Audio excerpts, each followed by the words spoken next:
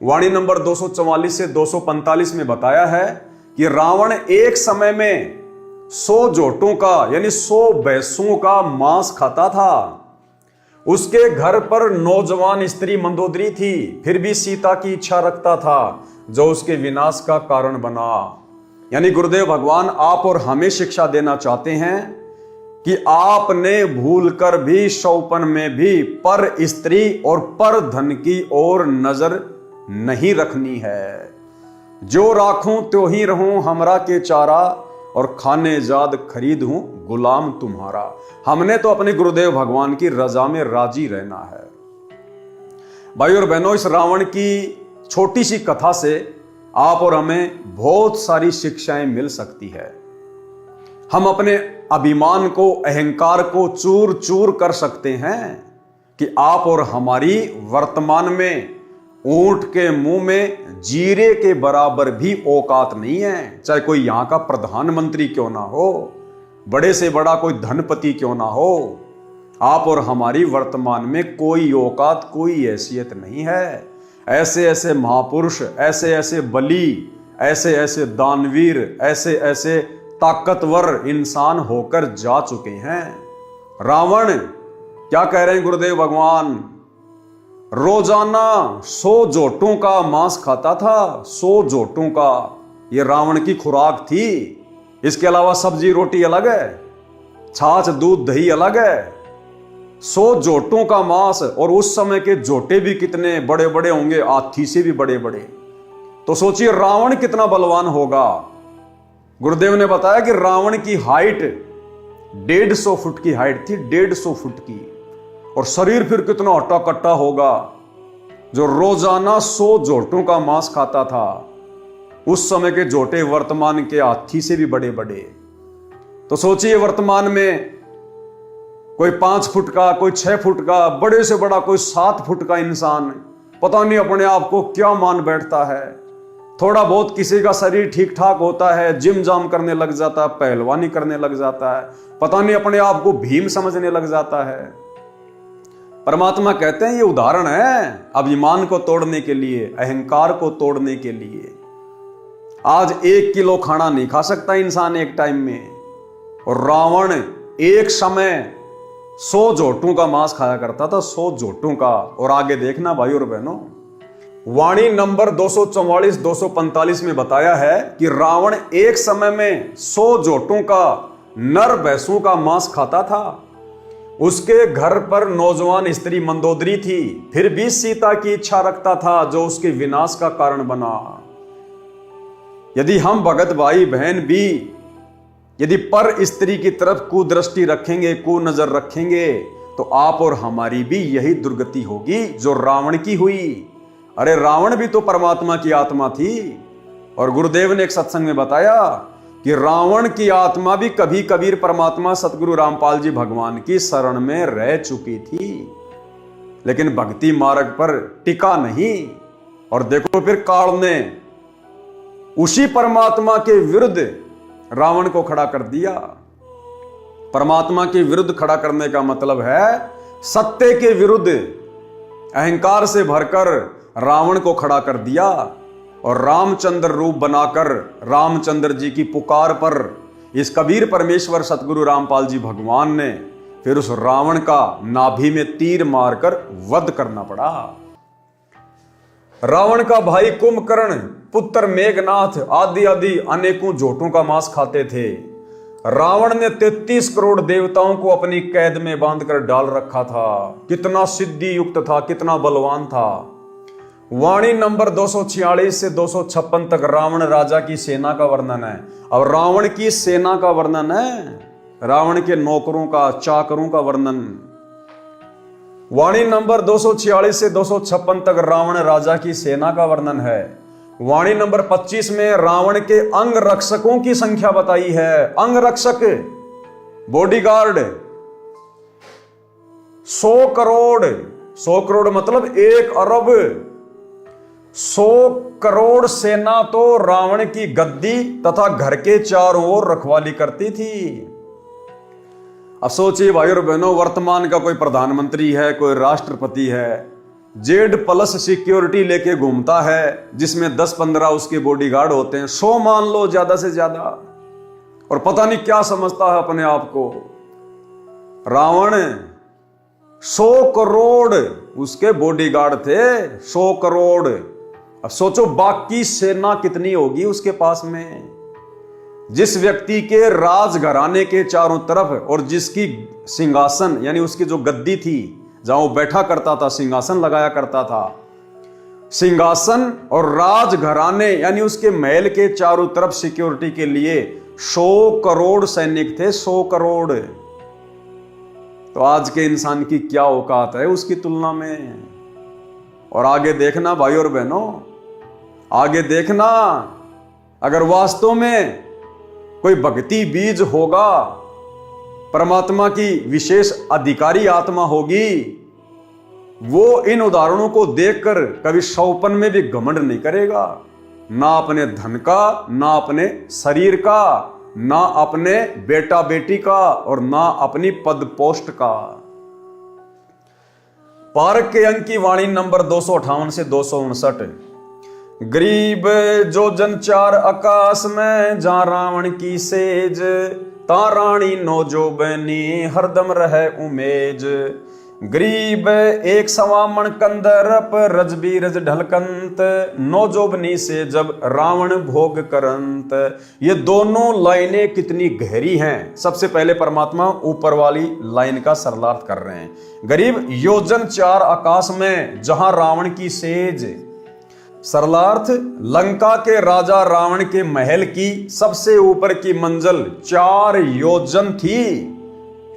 रावण का जो महल था वो 4 योजन ऊंचा था।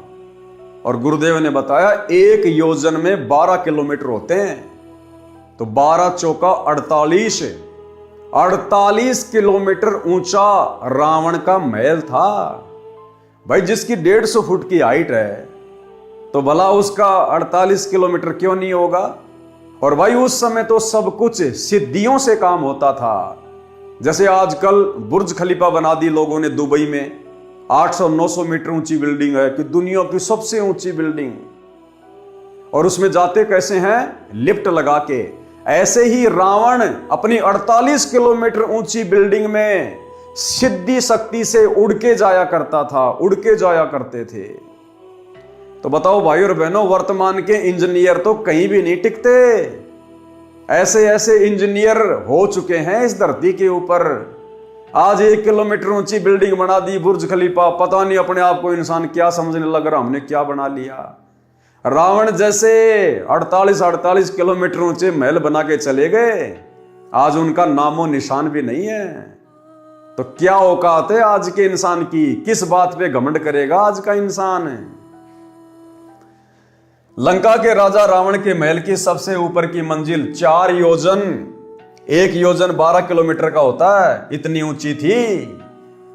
और आजकल कोई भगत भाई बहन अगर 2 मंजिल बना लेता है, 3 मंजिल बना लेता है, फूला नहीं समाता, रात को सपने भी आते हैं किराएदार आ गया, 12,000 महीने के दे रहा है, बढ़िया रसोई का काम चल रहा है। परमात्मा कहते हैं घर तो 3.5 हाथ गणा तो पूर्ण 4, और इससे अधिक जो चाहता उसको नहीं विचार। साईं इतना दीजिए जिसमें कुटुंब समाओ, हम भी भूखे ना रहे साधु न भूखा जाए। हम भगत भाई बहनों ने केवल अपनी भक्ति को सफल करने के लिए, और जितनी वस्तुओं की हमें आवश्यकता है कम से कम, केवल हमने उतनी ही वस्तुओं का संग्रह करना है। और बार बार हमने गुरुदेव भगवान से डिमांड नहीं करनी, अर्ज नहीं करनी, प्रार्थना नहीं करनी। बारंबार गुरुदेव से प्रार्थना करना भी काल का भयंकर जाल है। यदि आप सांसारिक वस्तुओं के लिए, भौतिक वस्तुओं के लिए, बेटा बेटी की पढ़ाई के लिए, नौकरी के लिए, इंटरव्यू के लिए, मकान बनाने के लिए, यदि आप बारंबार गुरुदेव भगवान से अर्ज करते हैं, प्रार्थना करते हैं, तो भाई और बहनों परमात्मा ने बताया तुम अपना सत्यानाश कर रहे हो। अगर तुम्हें परमात्मा देगा तो तुम्हारी भक्ति से देगा, तेल तो तिलों से निकलेगा। मांग लो ये तो दे देगा, दाता है, दाता एक राम, भिखारी सारी दुनिया। लेकिन तुम्हें देगा तुम्हारी भक्ति के प्रतिफल में। अब आप यहाँ आते हो तो कोई तो रोग से दुखी है, कोई कर्जे से दुखी है, कोई अन्य कोई पुत्री के साथ कोई गलत घटना घट रही है भाई, कोई किसी केस से पीड़ित है, कोई किसी कारण से। और जो भी ज्ञान और भक्ति दी जाती है आपकी वहीं नष्ट हो जाती है, क्योंकि आप भक्ति करते हो, फिर 36 आपके ऊपर आपदाएं हैं, उनसे पर अर्जी लगाते हुए भगवान ने हो जाती, वो आपकी साथ साथ खत्म होती है। और जो भी ज्ञान और भक्ति दी जाती है आपकी वहीं नष्ट हो जाती है, क्योंकि आप भक्ति करते हो, फिर 36 आपके ऊपर आपदाएं हैं, उनसे पर अर्जी लगाते हुए भगवान ने हो जाती, वो आपकी साथ साथ खत्म होती है। और जो भी ज्ञान और भक्ति दी जाती है आपकी वहीं नष्ट हो जाती है, क्योंकि आप भक्ति करते हो, फिर 36 आपके ऊपर आपदाएं हैं, उनसे पर अर्जी लगाते हुए भगवान ने हो जाती, वो आपकी साथ साथ खत्म होती है। तो परमात्मा आपको कैसे ठीक करेगा? एक बार किसी के ओठ का चोट लगी, ओठ के, और किसी ने दवाई बता दी कि इसके होठ का हलवा बना के बांध दो। अब थोड़ा सा हलवा बनाया 10-20 ग्राम देसी घी का, उसके होठ पर रख दिया, होठ पर रखते हो भीतर कर गया, भूखा था, उसने फिर दरिया, वो फिर खा गया। एक समझदार से ने बताया कि अच्छा बना दो, और पहले इसने भीतर से भरो, जब होठ पर टटेगा, अंदर से फुल करो इसको जब टेकने देगा ये होठ पे। तो पहले ही परमात्मा पहले आपको अंदर से भरेंगे, और जब इस औषधि ने होठ पे टेकने दोगे आप जब आप ऊपर न चालन की सोचोगे,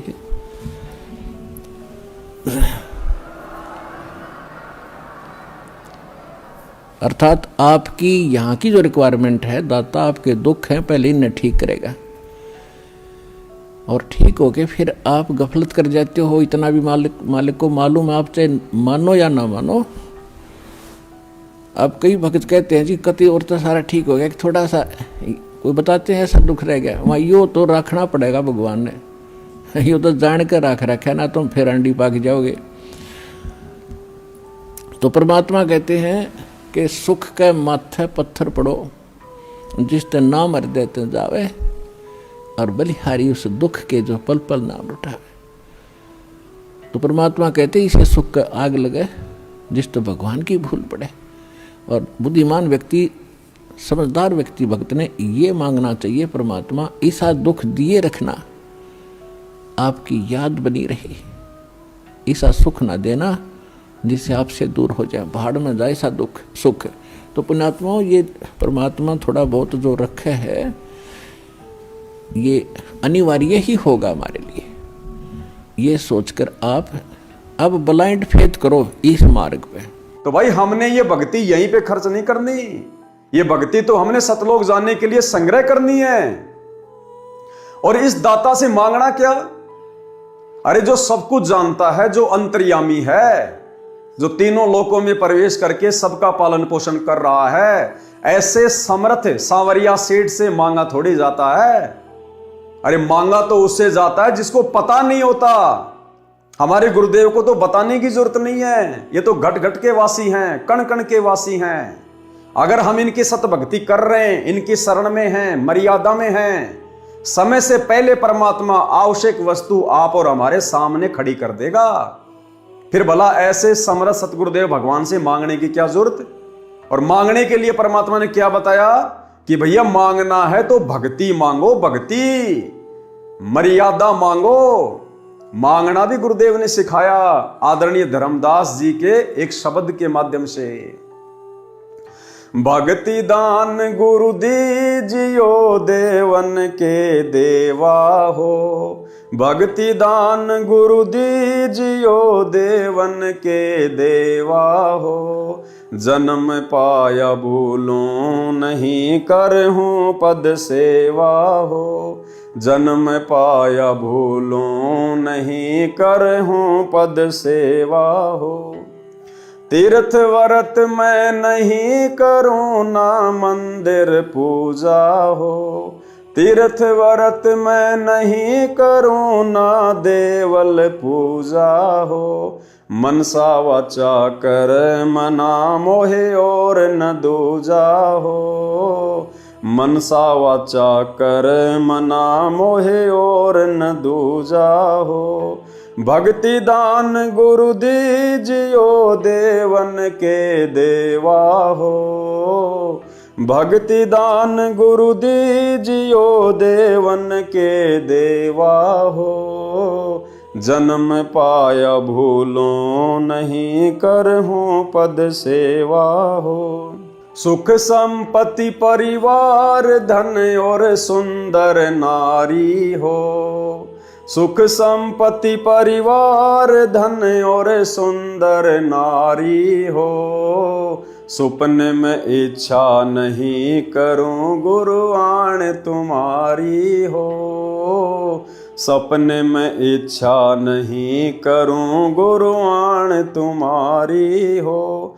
भक्ति दान गुरु दीजियो देवन के देवा हो। भक्ति दान गुरु दीजियो देवन के देवा हो। जन्म पाया भूलो नहीं करहूं पद सेवा हो। अष्ट सिद्धि और नौ निधि वैकुंठ का वासा हो। अष्ट सिद्धि और नौ निधि वैकुंठ का वासा हो। सो मैं तुमसे न मांगता सब थोथरी आशा हो। सो मैं तुमसे न मांगता सब थोथरी आशा हो। भक्ति दान गुरु दीजियो देवन के देवा हो। भक्ति दान गुरु दीजियो देवन के देवा हो। जन्म पाया भूलो नहीं करहूं पद सेवा हो। तो यदि हमने कुछ मांगना भी है अपने परमेश्वर से, अपने महबूब से, अपने गुरुदेव भगवान से, तो गुरुदेव ने बताया कि बच्चों तुम क्या मांगोगे? तुम रावण से ज्यादा यहां पर वैभवशाली नहीं हो सकते, भौतिक सुख सुविधाओं से लैस नहीं हो सकते। जिसकी 48 किलोमीटर ऊंची मंजिल थी, सिद्धि शक्ति से उड़ के जाया करता था, और 48 किलोमीटर ऊंचा महल पूरा का पूरा सोने का, गारियां भी सोने की, ईंटें भी सोने की। क्या हम उस रावण से ज्यादा वैभवशाली यहां हो सकते हैं? 1 लाख पूत 1.25 लाख नाती, उस रावण के आज घर में कोई दीवा ना बाती। 1 लाख जिसका उसका कोई वंश भी नहीं आज धरती पर। तो बताओ फिर हम क्या मांगे परमात्मा से? क्या मांगे? वो रावण अपने साथ में सुई की नोक नहीं लेकर जा सका, हम क्या ले जाएंगे? तो परमात्मा कहते हैं भक्ति मांगो, भक्ति से बड़ा कोई धन नहीं है। कबीरा सब जग निर्धना, धनवंता ना कोई, और धनवंता सोई जानिए जिसके पास राम नाम धन होए। कौन से राम का? सतगुरु रामपाल जी परमेश्वर जी का शतनाम, सारनाम, प्रथम नाम, इनकी भक्ति, इससे बड़ा दुनिया में कोई धन नहीं है। बाकी सब धन नश्वर हैं, खंड खंड हो जाएंगे, लेकिन ये भक्ति धन कभी भी नष्ट नहीं होता, हमें शतलोक में पहुंचा देगा। तो गुरुदेव ने बताया अगर कुछ मांगना भी है तो भक्ति मांगो। जय तन चाहिए राजपाट तो धर ले ध्यान हमारा। अगर तेरे मन में राज्य करने की इच्छा भी है तो भी इस भक्ति से ही मिलेगी। अगर रावण को भी वो महल मिला, ठाट बाट मिले, नौकर चाकर मिले, तो भी उसकी भक्ति के प्रतिफल में मिले। रावण ने 10 बार अपना सिर अपने हाथ से तलवार से काट के अपने इष्ट श्री शंकर जी के चरणों में चढ़ा दिया, लेकिन फिर भी देने वाला तो यही कबीर परमात्मा था, भले शंकर जी के माध्यम से दे।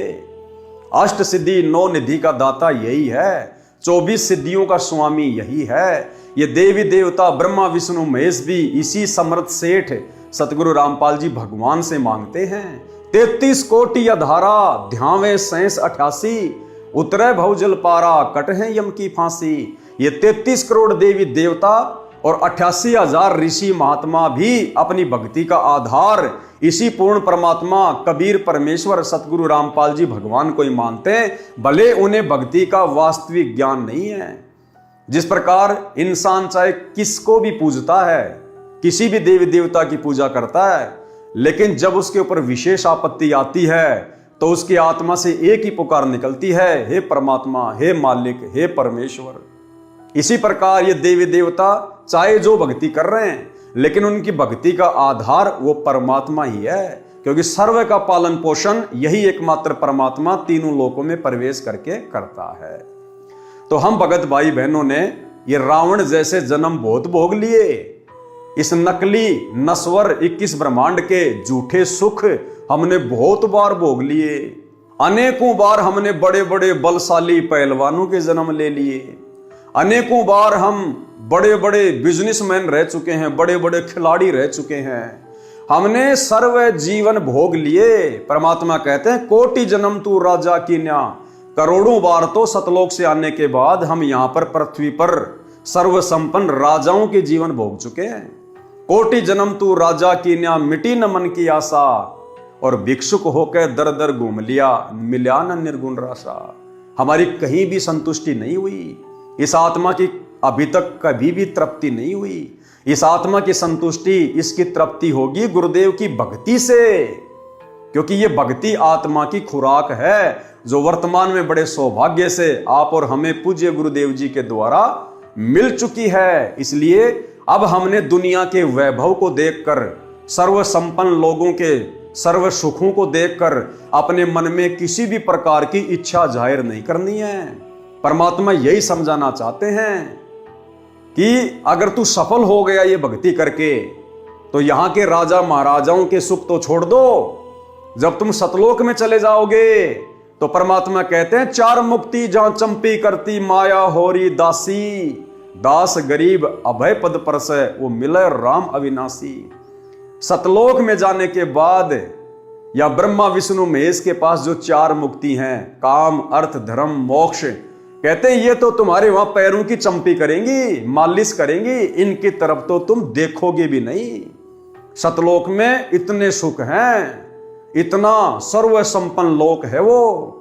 जिस प्रकार किसी के घर में 4 व्हीलर हो तो वो बाइक की तरफ तो कभी देखता भी नहीं है। तो इसी प्रकार सतलोक के सुखों की तुलना में यहां की जो चार मुक्तियां हैं, जो ब्रह्मा विष्णु महेश को प्राप्त हैं, ये तो केवल एक मोटरसाइकिल की तरह है।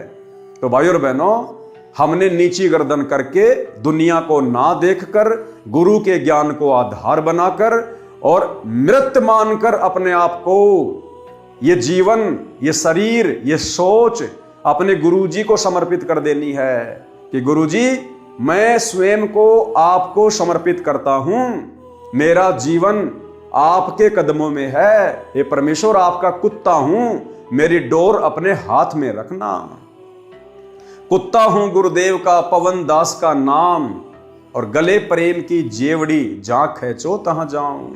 तो करो तो बावड़ूं, दूर दूर करो तो जाऊं, और जो राखूं त्यों ही रहूं, जो देवोगे सो खाऊं। हमने इस भाव से, क्योंकि भाई और बहनों कितनी उम्र है हमारी, आधी से ज्यादा उम्र तो जा चुकी है। 15, 20, 25 साल की हमारी उम्र है। अब बताओ, अब 40 साल में तो हम जगत सेठ बने नहीं, अब 15, 20 साल में क्या जगत सेठ बनेंगे? और बन भी गए तो परमात्मा ने जो पहले जो जगत सेठ बन के जा चुके हैं उनकी दुर्गति बता दी। बताओ फिर क्या मांगे हम परमात्मा से भक्ति के अलावा, मर्यादा के अलावा। सरलार्थ, लंका के राजा रावण के महल की सबसे ऊपर की मंजिल 4 योजन, 1 योजन 12 किलोमीटर का होता है, इतनी ऊंची थी। उसमें रावण नौजवान स्त्री के साथ संभोग करता था। संभोग यानी सेक्स करते समय दोनों स्त्री पुरुष के वीर्यपात होने की मात्रा 1.25 मण, 1 मण में होता है 40 किलो, इतनी होती थी। यानी 50 किलो, यानी आधा क्विंटल होती थी। जब रावण ये बकवादे किया करता था, जबकि वो शादीशुदा था, मंदोदरी उसकी महारानी थी, सुंदर थी, नौजवान थी, इसके बावजूद भी काल प्रेरणा से वो अन्य नौजवान स्त्रियों के साथ में संभोग किया करता था। कहां? अपनी 48 किलोमीटर ऊंची सबसे ऊपर की मंजिल पे जाके, अपनी सिद्धि शक्ति से वहां जाकर वो उन नौजवान औरतों के साथ संभोग किया करता था। और एक बार के संभोग में जो पदार्थ स्त्री और पुरुष के शरीर से बाहर निकलता है, रज और बीरज, गुरुदेव ने बताया 50 किलो यानी आधा क्विंटल रज और बीरज उस समय स्त्री और पुरुष के शरीर से बाहर निकलता था। भाई और बहनों, यह सामान्य बात नहीं है। आज के इंसान का वजन होता है 50 किलो। आधा क्विंटल तो आज के इंसान का वजन रह गया। और रावण जब ये एक बार संभोग करता था तो 50 किलो वो पदार्थ अपने शरीर से बाहर निकाल दिया करता था। तो क्या औकात है आज के इंसान की, भले वो प्रधानमंत्री है, राष्ट्रपति है। रावण के एक समय के वीर्य के बराबर आज के इंसान का वजन है। क्या औकात है, किस बात का घमंड करें, किस बात का अहंकार करें। 150 फीट जिसकी हाइट। भाई और बहनों, अगर आपको देसी भाषा में समझाएं, सरल भाषा में, इस अहंकार को तोड़ने के लिए, तो आज इस पृथ्वी पर जो सबसे लंबे से लंबा कोई इंसान है, होगा कोई 8 फीट का, 9 फीट का, या बड़े से बड़ा हो सकता कोई 10 फीट का इंसान हो आज इस धरती पर। भाई और बहनों, 10 फीट लंबे तो रावण के गुप्तांग के बाल थे, बाल। अब सोचो भाई और बहनों, विचार करो इन बातों पर अपने अहंकार को तोड़ने के लिए। आज के इंसान की इतनी हाइट नहीं है जितने बड़े रावण के गुप्तांग के बाल थे। अब सोचिए हम किस बात का घमंड करें, हमारी औकात क्या है। इसीलिए परमात्मा हमें बारंबार समझाते हैं, मर्द गर्द में मिल गए रावण से रणधीर, कंस केश चानोर से हिरणाकुश बलबीर। और तेरी क्या बुनियाद है, तू पेंडा पंथ पकड़, गरीब दास हरि भक्ति बिन तेरा खाली रहसी खेत। कि मर्द गर्द में मिल गए, रावण जैसे मर्द, कंस जैसे, हिरण्यकश्यप जैसे, वास्तव में जिनको मर्द कह सकते हैं, जो शरीर से भी मर्द थे, बलशाली थे, धन से भी थे। कहते हैं उल्टे काम कर करके आज उनका धरती पर खोज भी नहीं है। और उनकी तुलना में तुम इस कलयुग के छोटे छोटे जीव, यानी भाई और बहनों, अगर रावण से हम वर्तमान में अपनी तुलना करें तो हाइट के मामले में जैसे हमारे सामने धरती पर मेंढक होता है, हम केवल इतने हैं, इतने। तो किस बात का घमंड करें, किस बात का अहंकार करें। अगर किसी के पास ज्यादा संपत्ति है, कोई बहुत बड़ा नौकरी वाला है, जिसके पास बड़ा सा मकान है, कोई फार्म हाउस है, 2-4 प्लाट हैं, तो परमात्मा कहते हैं रावण से कंपैरिजन कर लिया करो कि तुम्हारे जैसे कितने चले गए। 100 करोड़ तो जिसके बॉडीगार्ड थे, बॉडीगार्ड। 48 किलोमीटर ऊंचा जिसका महल था, और वो भी सोने का। भाई और बहनों, हम कहीं नहीं टिकते, कहीं भी। इसलिए परमात्मा से वर्तमान में यदि हमें कुछ मांगना है तो भक्ति, जो भक्ति रावण के पास नहीं थी। जिस धन के अभाव में रावण मर गया, जिस धन को रावण भी प्राप्त नहीं कर पाया, आज हम वो अनमोल वस्तु प्राप्त कर सकते हैं। क्योंकि आज हमें मौका है, वो दाता धरती पर प्रकट है, सतगुरु रामपाल जी भगवान। तो हमने केवल परमात्मा से भक्ति मांगनी है, मर्यादा मांगनी है, आधीनी मांगनी है, दास भाव मांगना है। बाकी तो परमात्मा ठाठ कर देगा जितनी हमें यहां आवश्यकता होगी। और उसके बाद फिर सदा के ठाठ के लिए परमात्मा सतलोक में बैठा देगा। फिर हमने झांक के भी नहीं देखना इधर। तो भाई और बहनों, इस प्रकार से हमने अपनी औकात में, अपनी हैसियत में रह के और अपने गुरु को सर्वे सर्वा मानकर, सब कुछ मानकर हमने भक्ति करनी है। और दूसरी बात, जिसका बाप पहलवान है, जिसका बाप सावरिया सेठ है, फिर बेटे ने पहलवान बनने की क्या जरूरत है भाई। अरे जिसका बाप पहलवान है उसके बेटों को छेड़ कौन देगा। जिसका बाप सावरिया सेठ है, जगत सेठ है, तो उस बेटे को कभी धन की कमी रहती है क्या, किसी चीज के भरोसे रहता है क्या। जब हमारा बाप सतगुरु रामपाल जी भगवान सर्वगुण संपन्न है, तो क्यों ना हम इन्हीं की गोद में बैठकर खाएं पिएं, मौज मस्ती करें, अपनी भक्ति करें, मर्यादा निभाएं। हम क्यों टेंशन में पड़े। अरे जिस आदमी को गाड़ी चलाने के लिए ड्राइवर मिला हुआ है, वो मूर्ख आदमी है जो खुद गाड़ी चला रहा है। आराम से सीट पे बैठ, अपनी कोई पढ़ाई कर, अपना मोबाइल में अपना कोई धार्मिक कोई अपनी चीज देख, आराम से नींद आवे तो सो जा, ड्राइवर गाड़ी चला रहा है ना। तो इसी प्रकार पूरी सृष्टि का ड्राइवर सतगुरु रामपाल जी भगवान आज सीधा सीधा हमारा बाप, हमारे गुरु रूप में घर घर में प्रकट। तो भाई और बहनों, फिर हम क्यों टेंशन लें, हम क्यों सिर में दर्द करें ये दुनिया की दौलत मांग के। इसलिए हमने तो अपने गुरुदेव के चरणों में दास भाव से बैठे रहना है। परमात्मा यहां के भी सर्व सुखों को प्राप्त करवा देगा जो आवश्यक होंगे, भक्ति में बाधक नहीं होंगे। लंका के राजा रावण के महल की सबसे ऊपर की मंजिल 4 योजन यानी 1 योजन 12 किलोमीटर का होता है, इतनी ऊंची थी। उसमें रावण नौजवान स्त्री के साथ संभोग करता था। संभोग यानी सेक्स करते समय दोनों स्त्री पुरुष के वीर्यपात होने की मात्रा 1.25 मण, 1 मण में 40 किलोग्राम होता है, इतनी होती थी, यानी 50 किलोग्राम, आधा क्विंटल होती थी। वाणी नंबर 260 से 317 तक।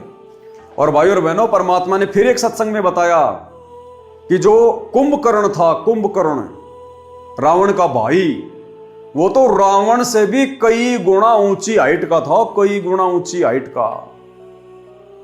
और रावण का भाई कुंभकर्ण ब्रेकफास्ट में यानी नाश्ते में 100 जोटों का मांस खाता था। रावण तो भोजन करते समय 100 जोटों का मांस खाता था और कुंभकर्ण केवल नाश्ते में, ब्रेकफास्ट में ही 100 जोटों का मांस खाता था और 100 मट के दारू के। अब सोचो वो कुंभकर्ण जो भोजन करता होगा दोपहर का या रात का, उस समय क्या खाता होगा। और उस कुंभकर्ण को नींद से उठाने के लिए परमात्मा ने बताया 12,000 बलशाली योद्धा, यानी उस समय 100 फुट की हाइट थी, 12,000 सैनिक 100 फुट के उसको उठाने के लिए उसके जो है मुगदर मारा करते थे, चोट मारते थे उसके, भयंकर भयंकर। और कहते हैं कुंभकर्ण की नाक में, एक साइड का जो नाक है ना, जैसे 2 छेद है नाक में, एक साइड के नाक के छेद में 2 हाथी आ जाते थे, इतना चौड़ा उसका एक साइड का नाक का छेद था। तो सोचो भाई और बहनों, वो कुंभकर्ण क्या होगा। फिर हम लोग किस बात पे घमंड करें, कोई 6 फुट का, कोई 6.5 फुट का, थोड़ा बहुत को डोले सोले बना के जिम जाम जाके शरीर को तोड़ के पता नहीं अपने आप को क्या समझ बैठता है। उस कुंभकर्ण की तुलना में वर्तमान का 10 फुट का आदमी मच्छर के बराबर भी नहीं है, मच्छर के बराबर भी। भाई और बहनों, इससे बड़ा उदाहरण इस भक्ति मार्ग पर अहंकार को नष्ट करने का दूसरा नहीं हो सकता। अगर हम चेतना में हैं तो, अगर हमारे अंदर गुरुदेव के ज्ञान की ज्योत सही प्रकार से जल चुकी है तो इस रोशनी में हम भली भांति अपनी औकात को देख सकते हैं। वाणी नंबर 260 से 317 तक राम तथा रावण के बीच हुए युद्ध का वर्णन है। हनुमान जी जैसे महाबलियों ने क्या क्या उपकार व उपद्रव करके युद्ध जीता। लक्ष्मण की जीवन रक्षा सरजीवन जड़ी औषधि का पौधा होता है, उससे हुई। यह रामायण का अंश है। यह अमृतवाणी संत गरीबदास जी के श्री मुख से बोली गई है, इसलिए इसके पढ़ने से आत्मा का पाप धुलता है, ज्ञान विशेष नहीं है।